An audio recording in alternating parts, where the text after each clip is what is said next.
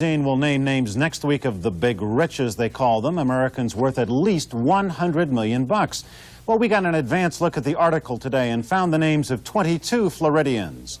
The richest of them all, at $250 million, is Ted Arison of Miami Beach, owner of Carnival Cruise Lines. The biggest of them all, at 6'6", is Steve Muss, who owns the Fontainebleau Hilton, Seacoast Towers, and other real estate. His estimated fortune, $200 million. Is he really worth that much? Muss told me to go ask his mother. The most infamous of them all, Meyer Lansky, quaintly described by Forbes as a mob money man. Lansky lives in Miami Beach, reportedly owns motels worth $100 million. James L. Knight of Knight Ridder Newspapers, he's supposed to be worth $100 million. Generoso Pope of Lantana and National Enquirer fame or infamy, he's down for $130 million. There's money in those UFO stories. Other locals who made the Forbes 400 include Bill Graham, the governor's brother and head of the Singra Corporation, which built Miami Lake. He tells me $100 million is way off base. John Hugh McMillan of Fort Lauderdale, part of the huge Cargill fortune. Willis DuPont of Palm Beach, and Jean DuPont Sheehan of Coral Gables. That's DuPont as in the Delaware DuPonts. And finally, real estate mogul Peter Feinberg of Palm Beach and Victor Posner of Miami Beach, a one-man conglomerate. As befits a magazine written for the rich, Forbes defends the 400 as necessary, inevitable, even desirable. You certainly can't have rich people, though, without poor people, a lot more than 400. The poor will always be with us, and now, thanks to Forbes, so will the rich. I'm Michael Putney.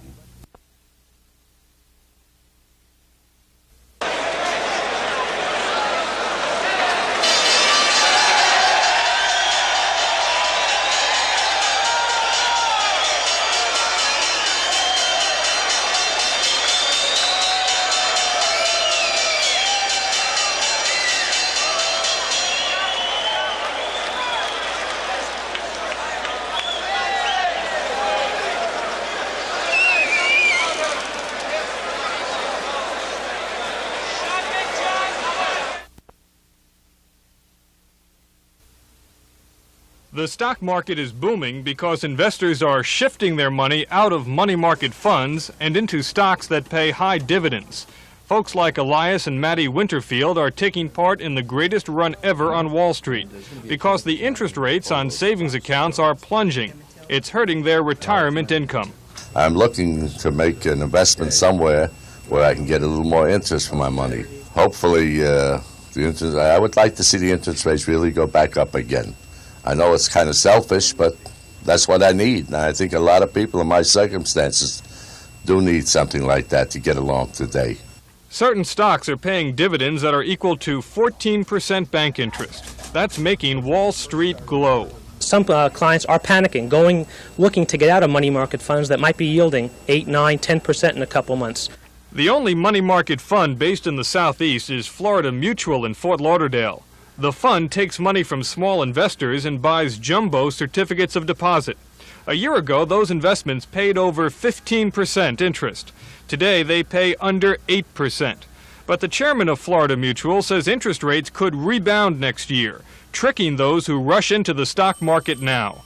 In early '83, you'll see a substantial increase in rates again to levels that we've seen in the last year, 15 to 20% type range. I think you'll see those type of rates, mainly because of the large government deficits.